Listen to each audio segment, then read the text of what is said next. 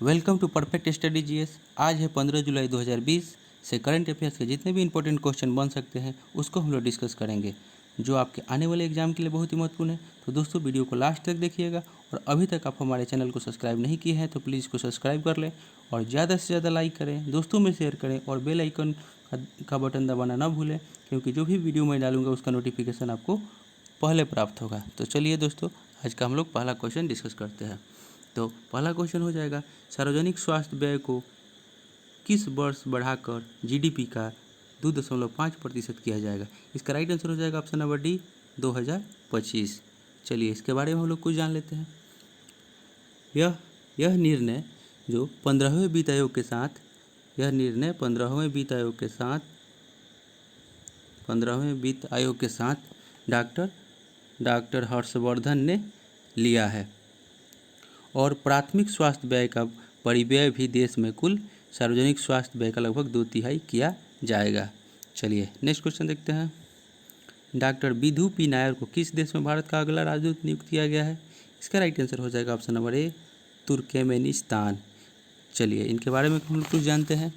Doctor Vidhu P Nair जो हैं वह विदेश सेवा के 2002 बैच के ऑफिसर हैं, और यह अभी वर्तमान में विदेश मंत्रालय में निर्देशक के पद पे हैं।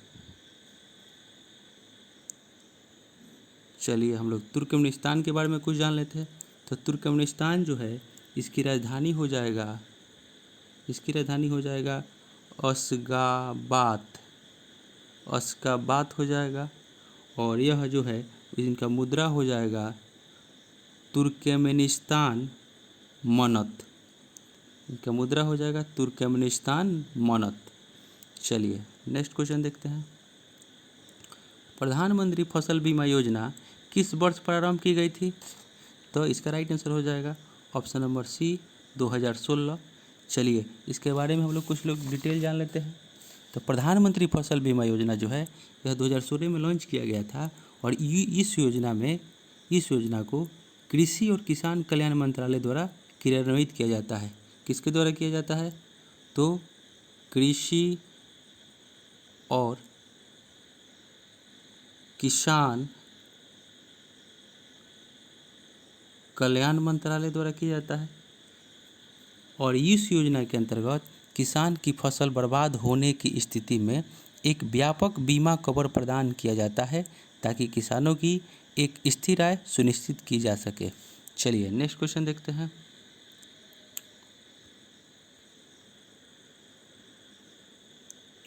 शुद्ध नामक एक पराबैंगनी सैनिटाइजिंग उत्पाद के संबंध में क्या सही नहीं है।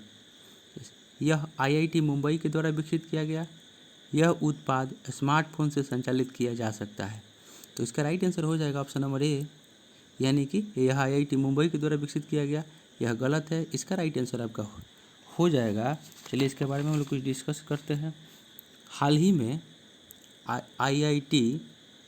आईआईटी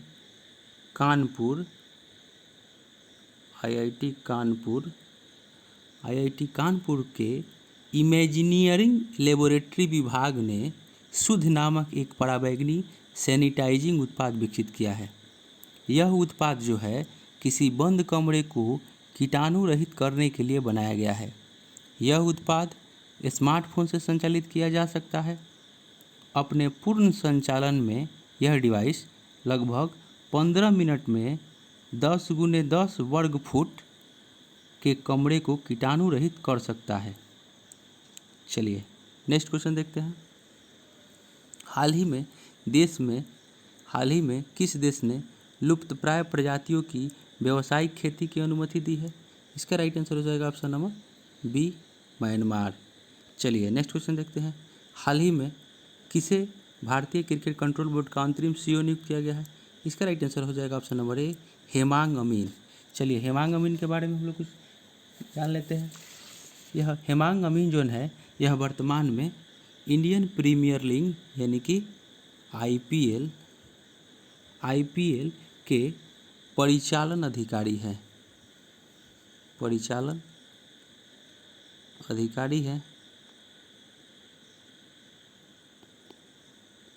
चलिए और इन्होंने अभी राहुल जौहरी जो त्यागपत्र दे दिए थे उन्हीं का स्थान लेंगे, राहुल जौहरी।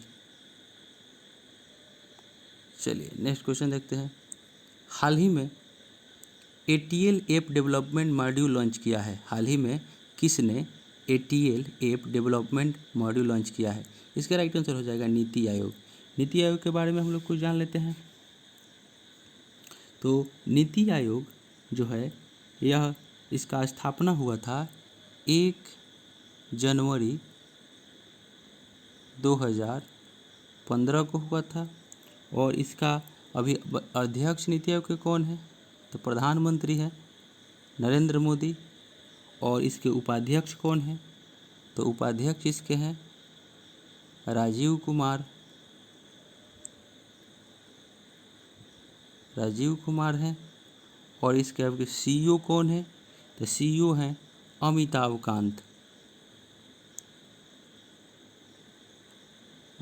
कांत है। और अब इसका नीति आयोग का मुख्यालय कहाँ है? तो मुख्यालय नई दिल्ली में है। चलिए नेक्स्ट क्वेश्चन देखते हैं। हाल ही में भारत किस देश में सबसे ज़्यादा निवेश करने वाला दूसरा सबसे बड़ा देश बना है? इसका राइट आंसर हो जाएगा ऑप्शन नंबर A, ब्रिटेन। चलिए तो पहला देश कौन है जो कि निवेश करने वाला हुआ है? तो पहला देश हो जाएगा अमेरिका,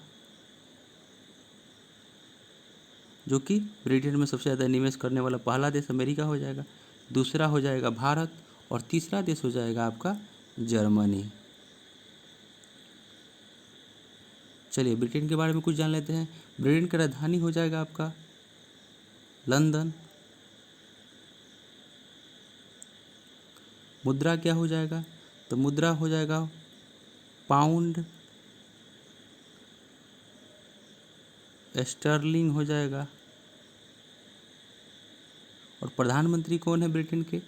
तो बोरिस जॉनसन है, बोरिस जॉनसन। चलिए नेक्स्ट क्वेश्चन देखते हैं। हाल ही में आंद्रेज डूडा फिर से किस देश के राष्ट्रपति बने हैं? तो इसका राइट आंसर हो जाएगा ऑप्शन नंबर C, पोलैंड। चलिए इनके बारे में कुछ जान लेते हैं। तो राष्ट्रपति चुनाव हुआ अभी, इनको अभी 51.2% इनको वोट मिला था। और पोलैंड के बारे में हम लोग जान लेते हैं। पोलैंड की राजधानी हो जाएगा वारसा। और पोलैंड का मुद्रा है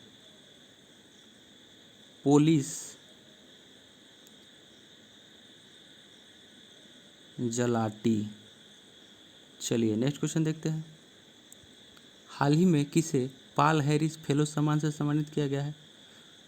तो के पलानीस्वामी।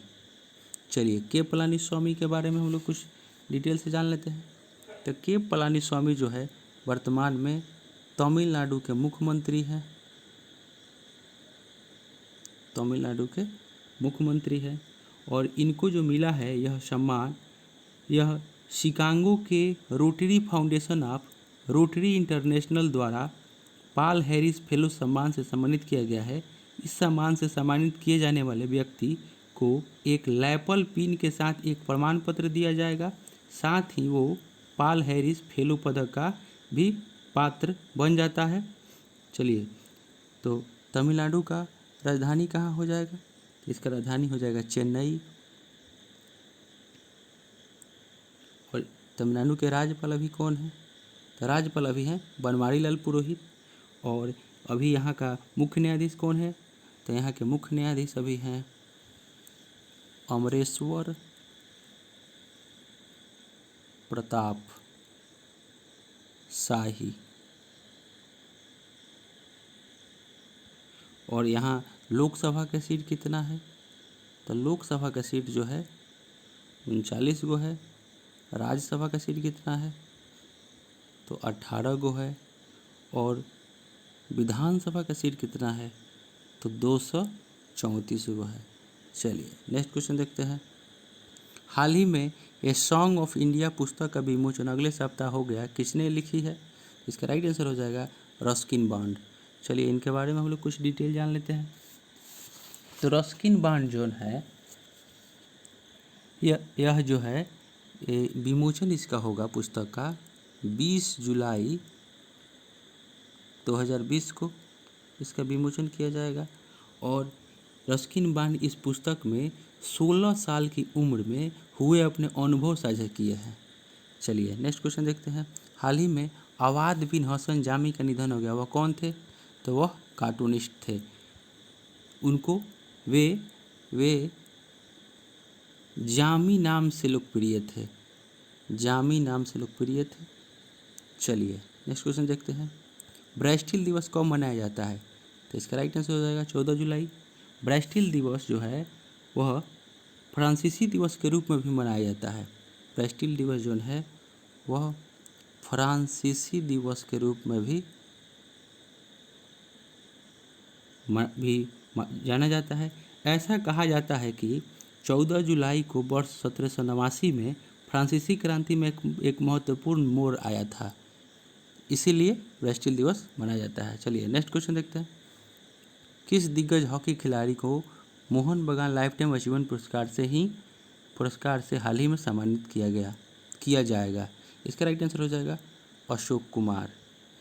चलिए इनके बारे में हम लोग कुछ जान लेते हैं। मोहन बगान फुटबॉल क्लब के स्थापना दिवस पर, इसका स्थापना दिवस कब है? तो 29 जुलाई है। 29 जुलाई है। इसके स्थापना दिवस के अवसर पर लाइफ टाइम अचीवमेंट पुरस्कार से सम्मानित किया जाएगा। और इस कार्यक्रम का आयोजन ऑनलाइन होगा। कोविड-19 के कारण इसका आयोजन ऑनलाइन किया जाएगा। और यह जो है मोहन बगान दिवस हर वर्ष 29 जुलाई को मनाया जाता है। चलिए नेक्स्ट क्वेश्चन देखते हैं। ईरान ने हाल ही में किस देश को बड़ा झटका देते हुए चाबहार रेल परियोजना से बाहर कर दिया है? इसका राइट आंसर हो जाएगा तो भारत को। चलिए इसके बारे में हम लोग कुछ डिस्कस करते हैं। ईरान ने हाल ही में भारत को बड़ा झटका देते हुए चाबहार रेल परियोजना से बाहर कर दिया है। ईरान ने घोषणा किया है कि वह अब अकेले ही इस परियोजना को पूरा करेगा। भारत के लिए ईरान का यह फैसला सामरिक और रणनीतिक तौर पर बड़ा झटका माना जा रहा है। इस परियोजना के तहत ईरान के चाबहार पोर्ट से लेकर जहेदान इलाके तक रेल परियोजना बनाई जानी है और इस रेल परियोजना को अफगानिस्तान के जरांज सीमा तक बढ़ाए जाने की भी योजना है। चलिए तो दोस्तों ये था 15 जुलाई 2020 का महत्वपूर्ण क्वेश्चन। आप लोगों को कैसा लगा? अच्छा लगा तो इसको लाइक करें, शेयर करें। अभी तक हमारे चैनल को सब्सक्राइब नहीं किया तो प्लीज़ इसको सब्सक्राइब करें।